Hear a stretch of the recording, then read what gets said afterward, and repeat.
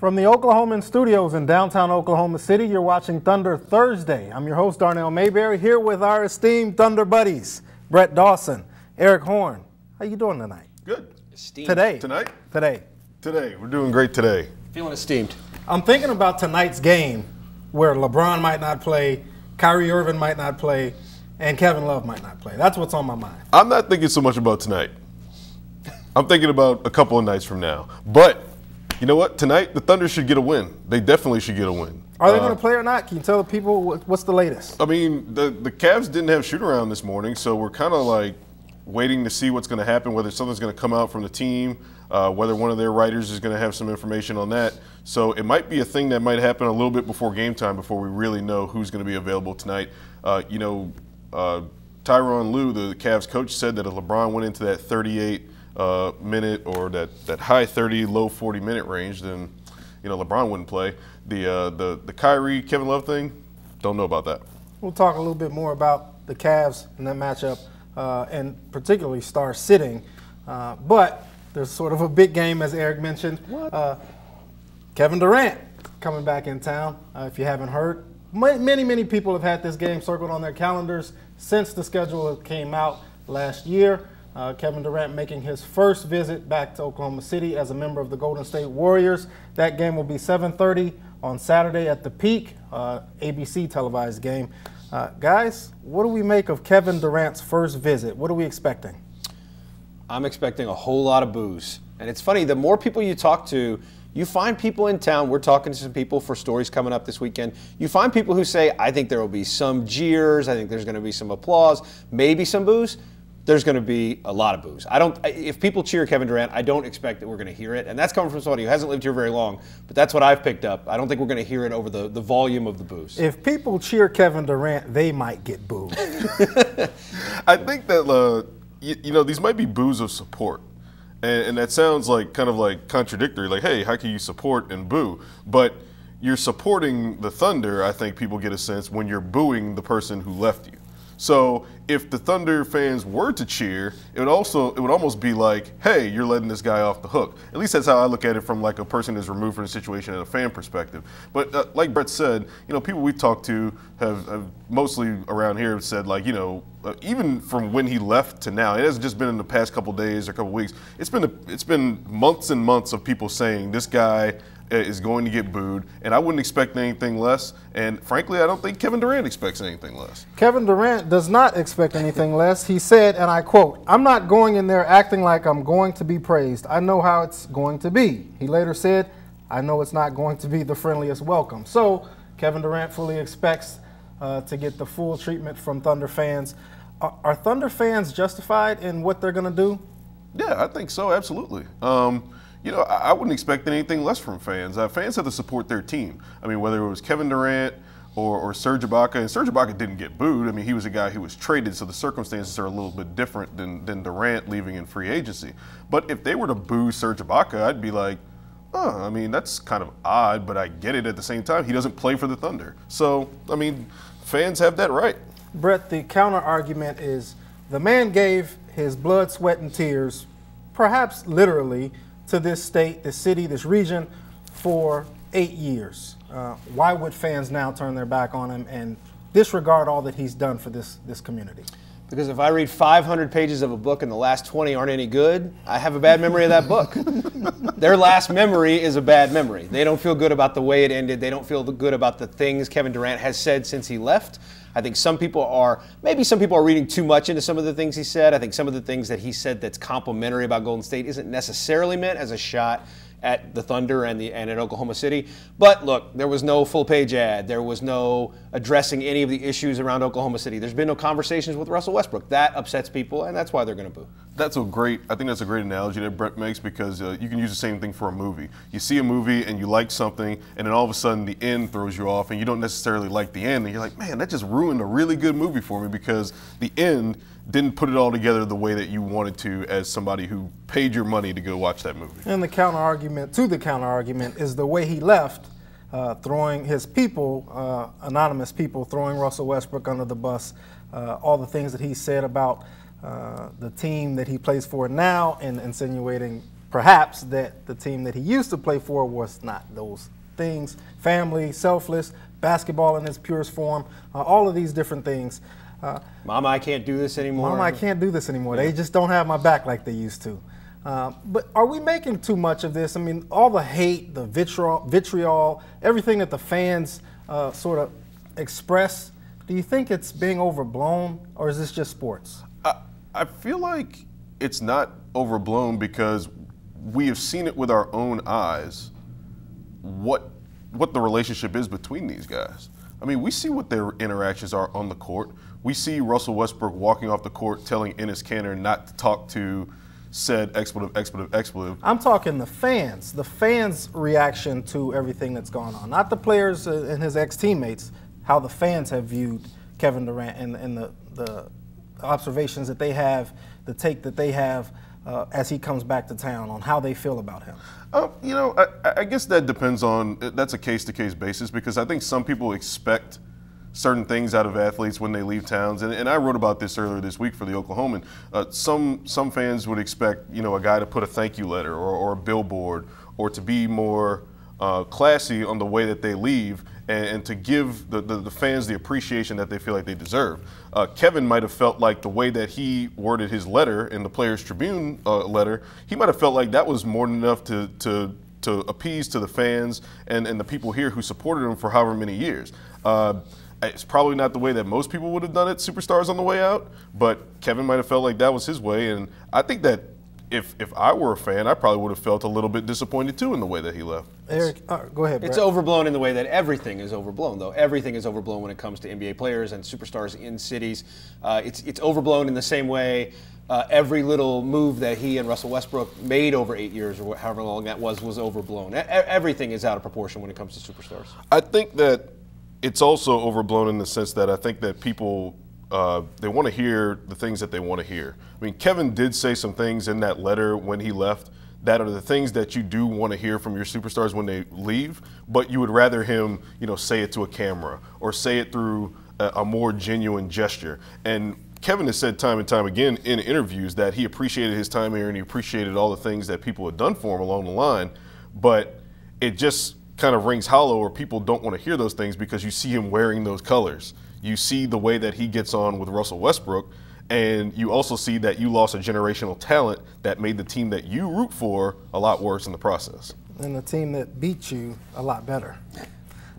Eric, you noted this part of what Kevin Durant said in an ESPN interview with Mark Stein. He says, even though they may not cheer for me out loud, I'll give them a wink and they'll know what we had deep down inside. What do you make of that? I actually liked that part from Kevin. I thought that was pretty cool. I don't know if it's necessarily going to go that way, but I do think there's something there. I do think that there's going to be times where Kevin's going to look out into the crowd. I don't know if it's going to be this time or down the road whenever he plays here in Oklahoma City, and people are going to say, dang, that Kevin Durant was a hell of a player, man. Dang, I really liked having him around here. And they're going to go back and remember the way it felt when Kevin Durant smiled at them or shook their hand or spent that time with them. So I thought that was pretty interesting from Kevin. I thought there was a lot of truth to that too. Brett, how long do you think before fans just move on and get over it? I don't think it happens this year. I mean, there's 2 games here this year. And I think some of that might have to do with when does Russell Westbrook move on, and he may not. And so some of this might linger. I mean, I'm with Eric in the sense I think that there are going to be some people who still have very fond memories who are going to have a hard time booing real with the same kind of venom that like a Roger Goodell gets booed with. I think that might be problematic for some people. Look, if you polled all these Thunder fans privately and said nobody has to know your answer, would you take Kevin Durant back tomorrow? It's 100% yes. There's going to be still some fond feelings down there somewhere, and eventually over time, you know, that tends to, time, you know, they say time heals all wounds. Even Shaq and Kobe, that whole thing got more comfortable over time. Yeah. You guys have mentioned briefly some of the exchanges that he's had with Russell Westbrook. Let's talk a little bit about the relationship between Kevin Durant and Russell Westbrook. Again, Kevin was asked about this in that ESPN interview with Mark Stein, and he blamed us. He blamed the media. Specifically, Eric Horn. He didn't mention Eric Horn by name, but he said someone asked Russell Westbrook the question, asked if he heard what I said about being unselfish, and he phrased the question as if I was saying the Thunder and the organization and the team was selfish. Durant went on to talk about how the media is trying to drive this wedge between Russell Westbrook and Kevin Durant, and this fake lifestyle that they're in the NBA is not really all that it's cracked up to be, and that the media is conspiring to make this a big story. What do you guys make of that? Is this the media's fault? Well, first of all, I'd like to thank Kevin for the subtweet of the year. I thought that was just fantastic. Second of all, if you take the media completely out of it, and I was getting to this earlier, and you just look at purely their interactions and the things that have come from both sides since Kevin left Oklahoma City, there's no media wedge. This is real drama. This isn't the fake drama that Kevin is talking about. This is as real as it gets. These guys aren't on speaking terms, according to Russell Westbrook. People behind the scenes in Kevin's camp have told credible reporters about certain reasons why he left Oklahoma City, pertaining to playing with Russell Westbrook. Russell Westbrook has posted on his Instagram about cupcakes. Lee Jenkins, a credited reporter, a very great reporter and a great writer, has said that, you know, this is an allusion to Westbrook thinking that Kevin Durant is a soft player. Russell Westbrook showed up at the Warriors game wearing a photographer's vest when Russell Westbrook is a very intelligent guy who knows exactly what he's doing and the messages that it sends. And then to top it off, the last game, the way these two guys got on the court and didn't get on the court, rather, I don't think that has anything to do with the media. That's just strictly things that we are seeing with our eyes, and we are witnessing that these guys aren't getting along. This isn't fake drama. Brett, here's his exact quote. He said, "So it's that easy. It's that easy for the media to twist something up, for the media to make a feud between us." There is a feud.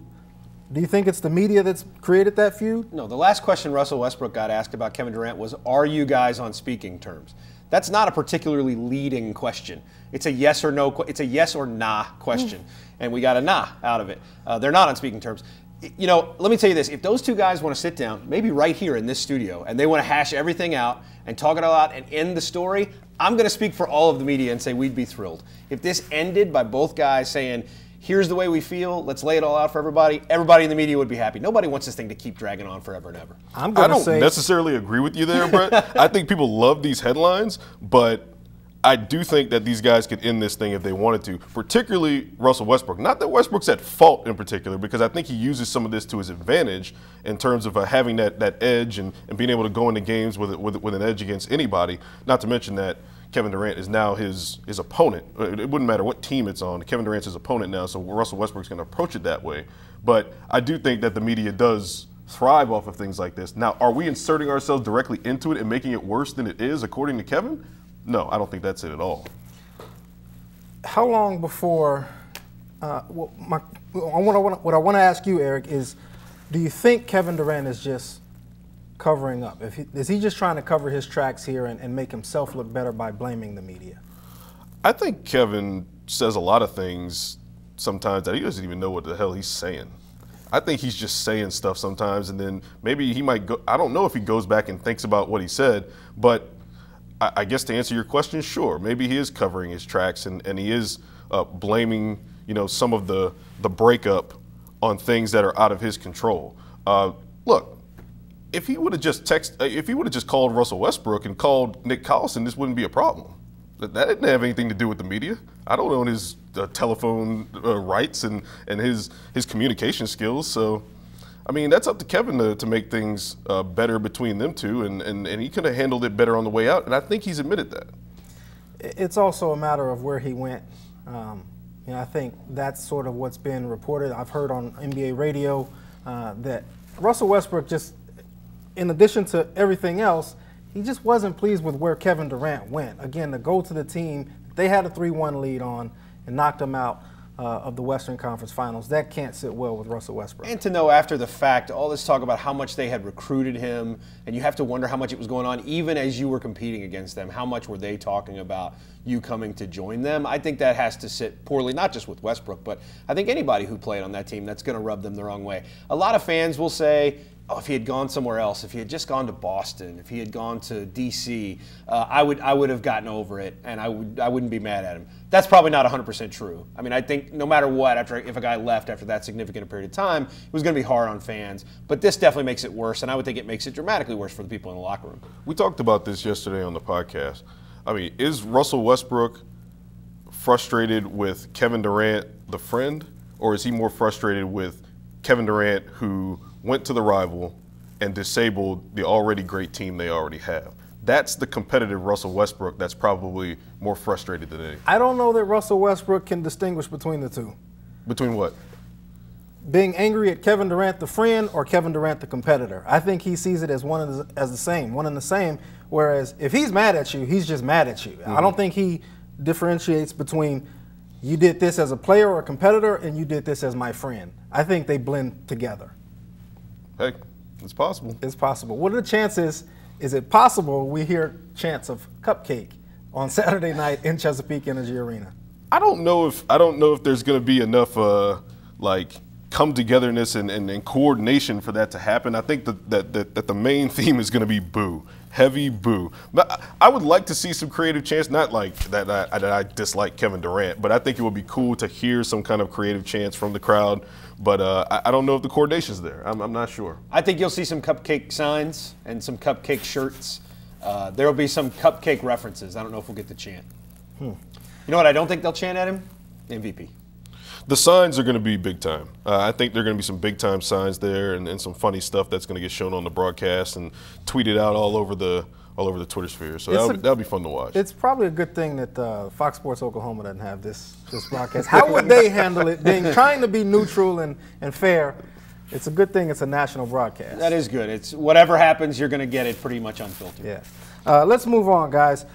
As we talked about, the Cavs come to town. They're in town tonight. They play the Thunder at 7 o'clock at Chesapeake Energy Arena. And Tyronn Lue is probably going to sit LeBron James, Kyrie Irving, and Kevin Love, which brings up the question, should the NBA do anything about teams resting stars? This is the one time Cleveland comes to town. LeBron James, people paid good money for this ticket, and they're probably not going to get to see LeBron James tonight. Should the NBA do anything about this? I don't think the NBA can legislate it, and the reason for that is that, you know, if your basis is going to be a guy in Oklahoma City buys a ticket, this is the only time he can see LeBron James. There are people that go to every single Cavaliers game who don't go to any other Cavaliers game that year. They go to see LeBron James. If he rests, they didn't see him. I think the player, I don't even know if safety is the word you want to use, but I think the durability of a player and what you as a staff and your medical staff thinks is best for the player takes precedent over what a fan comes to see. Unfortunately, I hate it for people who do that. Before I covered the NBA, I went to a couple of games in Indianapolis. I saw some players get rested, and it's a bummer when you only get a chance to see that team one time. But I don't think the NBA can step in and say, we're going to do what's best for the fan above what's best for the player's well-being. I'm with Brett in that regard. I don't think it's the NBA's place to legislate that. I think it's a team-to-team basis, and they have to think about the bigger picture as opposed to one game and appeasing to an opposing team's fan base. Now, I think it would be cool if they sat some of these guys on the home games, because the home fans do get an opportunity to see these guys more often than not. You know, Cleveland could have had an opportunity to sit guys in a home game before, maybe, or maybe look at the week as a whole and say, okay, we're going to play in here so we can have these guys in Oklahoma City. I'm sure TNT's disappointed too, because they've got a big-time marquee matchup between Russell Westbrook and LeBron James on the docket, and now it's evaporated. But again, as Brett said, it's really tough for the NBA to legislate that as a whole, but at the same time, you're thinking about your fans, you're thinking about this as an entertainment business, and it sucks for them. It really does, because people plan and invest ahead for these things. Just think if Kevin Durant was sat on the second night of a back-to-back coming back for this game, how that would affect the crowd. They'd probably boo Steve Kerr. You mentioned the bigger picture, Eric, and there is a bigger picture. The fans, it's an entertainment product. You've got television companies paying billions of dollars to televise this league. You've got fans paying top dollar to buy tickets to go see their favorite players, and you've come to find out on the day of or the day before that the favorite player that you are dying to see, one time you might have a chance to see that player and you don't get to see him. So I do think the league can do something about it. It's just a matter of the logistics of it, because at the end of the day, if you start losing fans and if your television ratings go down, which makes you lose, it affects your bottom line, then the NBA's got a bigger problem. So I think it's something that they're going to have to look into going forward. And you look at it too from another perspective. Like, I was talking to a guy who works in the NBA, and he said, he thinks is a bunch of crap because he's old school, and Michael and Magic and all these guys used to play on the second night of back-to-backs, and they weren't taking these planned rests and things like that. So you think about it, we didn't have the knowledge we had back then in terms of analytics and player rest and things that these players need in order to be at their optimal shape going into the playoffs. But at the same time, these guys are in better shape than they've ever been before. And those guys back then were getting it done, so why can't they get it done now? And the one thing that the league has done, I mean, they haven't mandated that teams play their main guys, but they have eliminated some of the back-to-backs. We're at an all-time low in terms of back-to-backs, at least in the modern era. And so the league has taken strides to do that. Maybe the league just eliminates back-to-backs altogether. Maybe at some point they shorten the season to 66 games as opposed to 82 games. But there's something that they have to do because players cannot, in my opinion, continue to sit. And I think that's a big-time problem for the NBA. I like the idea of a shorter season for that reason, but I think you're going to run into some resistance from people who want the numbers, people who want, your all-time numbers aren't going to be the same if you're not playing as many games. You're not going to have LeBron James moving up charts, becoming the youngest guy to score however many points, having Russell Westbrook get points, rebounds, assists in these massive numbers over the course of the start of a career. Those kinds of things are going to go away if you do that. I think that would upset some people. And if you're losing home games, owners are losing money too at the gate.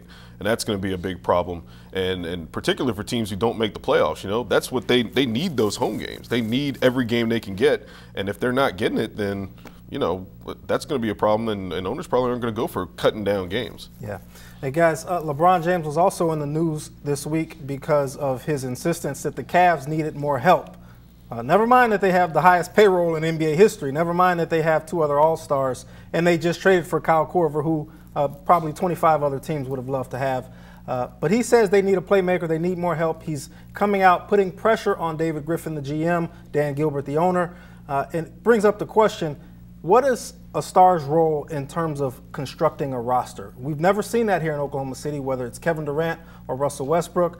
Barry Trammell had a good column in the Oklahoman this morning and on newsok.com right now that said, stars either going to say it publicly or they're going to say it privately, or in the case of Kevin Durant, they're going to say it when they're gone. What is a star's role in terms of how much responsibility he has in terms of speaking up and demanding that they get more help? Well, outside of maybe a quarterback, a star NBA player is the most valuable thing to a franchise in pro sports. I think a star player. They got to have some say. They have to be able to have some say in the matter. Last year in New Orleans when I covered Anthony Davis, what Anthony Davis wanted was some. He wanted to be in the room when decisions were being made. He wanted to be asked what he thought about decisions. He didn't need veto power, and he didn't need the ability to go say, I want this guy, but he wanted to be consulted.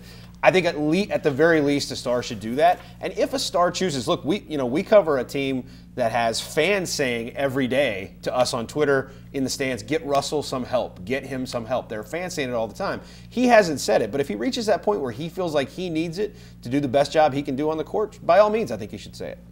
Yeah, I agree with Brett from the sense that, NBA stars should have that input because as a franchise, you don't want to have to go back later and say you didn't do all you could to know and understand what the best guys on your team wanted around them and needed for them to be successful. People might not want to hear that and think that it's a democracy, but it's not. Kevin Durant and Russell Westbrook have more sway over that franchise and in that locker room than anybody else because they're the most gifted players.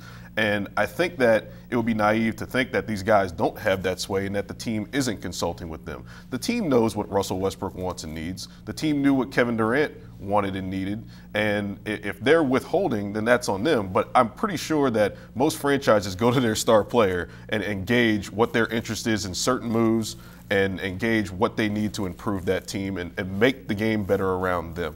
What's the flip side of that? Are people like us in the media going to then backlash or give LeBron James or Kevin Durant, Russell Westbrook, whatever star it might be, backlash because they then go out and publicly put that pressure on their franchises? I'm not, but some people probably would. And there's other things too. I think there's other ramifications. You got to worry about your locker room. You got to worry about what happens when a report gets out that maybe you're trying to get Kevin Love out of here to get Carmelo Anthony in, and you got to call right or trash. Whether or not that report was true, we don't know. But those kinds of things, there are ramifications. There are things that a star player has to worry about if he's going to do that. The thing I think is, if you're going to the management privately and saying it, that's great. If you want to say it publicly, cool. What I wouldn't do is don't say anything. Don't be quiet, and then after the fact say, I tried to do this, or we should have done more of that. You subtweeting Kevin Durant, Brett? Yes, I am. That's payback. That's payback for the Eric Horn subtweet by Kevin Durant. Yeah, he handled that poorly, Kevin Durant. You can't say that you're fine with how the team is building throughout your 8 years in town, and then as soon as you leave, you're quoted, and your mother is quoted by saying all the team did was get younger and younger. So if Russell Westbrook wants some more help, now's the time to basically go out and say, I need some help. But Russell Westbrook isn't that type of player, is he? No, I mean, Russell's a guy he's not going to make excuses. You talk about the rest when it comes to Russell, and Russell, he's never going to be a guy that says, I need more rest. He's never going to be a guy that says we need this or that. And, Barry made a good analogy to the situation in terms of stars asking for help, talking about a podcast that Jerry Krauser, I think, was on recently, the Chicago Bulls GM, and saying that Michael Jordan never came to him asking for help. Michael Jordan never came to him asking for players or something like that. And while I don't think that's all necessarily true, they probably had conversations about moves that needed to be made. There are certain types of players, and I think Russell Westbrook's one of those guys that's like, I can do this. I can do this with the guys I have. And he's going to try to go out and make the guys he has the best players possible and not use them as excuses when they don't get to the point they need to get to. Yeah. All right, guys, let's wrap it up by talking actual basketball. How about that? Hey. This matchup on Saturday, it hadn't been all that pretty for the Thunder in the first two go-rounds. What are we expecting Saturday night? Do you think the Thunder has a better chance being at home? Steven Adams didn't play the last meeting. How much will he help? What are you guys' thoughts on Saturday night's matchup? Certainly have a better chance of winning at home. The Thunder's 5-1 at home so far to start 2017. They're definitely a better team at home. I think they're scoring about 7 more points per game average at home. And, they've gotten off to good starts against Golden State in both of these games. And both of those games were because Steven Adams was on the floor. The first game, he started off really well offensively. Second game, the Thunder, they started off well. And to have him on the floor is going to be a big help for Oklahoma City, and particularly at home. Now, that being said, I don't think the Thunder are going to win because Golden State has better players, and Kevin Durant's liable to drop a 50-piece on them. So we'll see. I think it's going to be a competitive game, but I don't think the Thunder wins. If they can get it to the fourth quarter, they make gradual progress in each game, then that's something that they can build off of. Yeah, I'm with Eric. I don't think they're going to win. I do think if you look at it, the first two games, second game they were better than the first, and that was without Steven Adams, who was actually pretty effective. Victor Oladipo shot the ball pretty well against Golden State.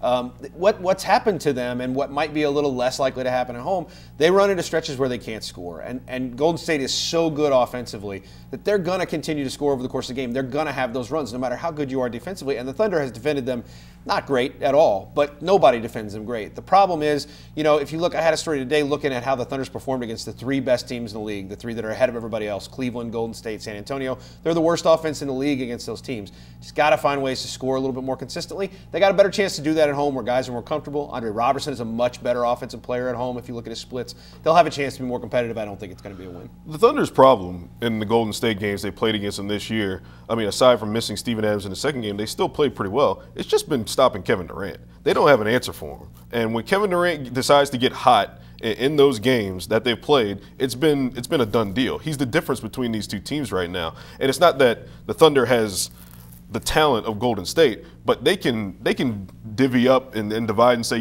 we can cover Steph Curry for stretches and make him play under his normal standard. Klay Thompson, Draymond Green, they just don't have that for Kevin Durant. He eventually gets cooking in both of those games. He's had 40 points and 39, I think, in those games, and he's probably going to get somewhere around there on Saturday night too. He's the difference. In addition to the matchups, you've got injuries. What can you guys tell us about some of the Thunder-related injuries that we're seeing right now, and how much that could impact this matchup? Well, Enes Kanter obviously out. Kanter's always been a guy who's struggled a little bit against Golden State, although a little better in the last game. He managed to hold his own a little bit better. He's getting better defensively. He's trying hard, but he can score, and taking him out obviously hurts, and that's hurt them a lot offensively. What we don't know about right now is Alex Abrines, because we don't know what the status really is for Cleveland yet. Abrines had the back spasms against San Antonio, went through warm-ups, got all the way up to the game, and then didn't play. Sat out a couple of games, came back against Indiana. Actually, we didn't know until a couple days after the fact that he had re-injured it in Indiana. So back injuries are a thing. That could flare up anytime. He could play against Cleveland and not be good to go against Golden State. That takes something away from them, obviously, because you need as much offense as you can get, and he's shooting the ball pretty well, and you'd like to have him out there. never good for a 23-year-old to have back injuries on a night-to-night basis. My man's got all kind of knees, back. It's something with Mr. Abrinas we're going to have to keep an eye on. He'd definitely be an asset against Golden State. If he plays tonight against Cleveland, you'd expect him to have an impact too if the Cleveland's missing their big three. But, it's going to be something to watch. And also something to watch in regard to Golden State. They're not going to have Russell Westbrook's favorite guy, Zaza Pachulia. He's not expected to be on this road trip that Golden State is on. So that's going to be them down a starting center. Yeah. What do we expect from Russell Westbrook Saturday night, real quick? Oh, I think he's going to have a tremendous game. I mean, particularly with the home crowd behind him. I mean, the first couple of games against Golden State, the first game, they were so quickly out of it that Russell's statistical impact wasn't great, but he still played a good game. Second game, he was playing a brilliant game up until halfway through the third quarter, had a cluster of turnovers that really turned the game for Oklahoma City, but he still wound up with a triple-double. I think Russell Westbrook's probably going to have the best game he's had against Golden State up to this point this season. I wouldn't expect anything less of him. He's going to get up for it. I expect a lot of screaming and some chest pounding and some head hitting. Yeah, some head taps. Maybe some of these things. I expect a lot of emotion out of Russell Westbrook on Sunday. Now, if he's tapping his head a bunch, that means a lot of threes are going to be going down. So that's definitely going to be a good thing if we see a lot of head taps from Russell Westbrook. All right, thanks, guys. And thank you for joining us for another Thunder Thursday. Again, the Thunder plays the Cleveland Cavaliers tonight at 7 o'clock, and the big matchup Saturday against the Golden State Warriors and Kevin Durant's first return to Oklahoma City as a member of the Golden State Warriors. For the best Thunder coverage anywhere, stay with these guys and all of us at newsok.com and every day in the Oklahoman.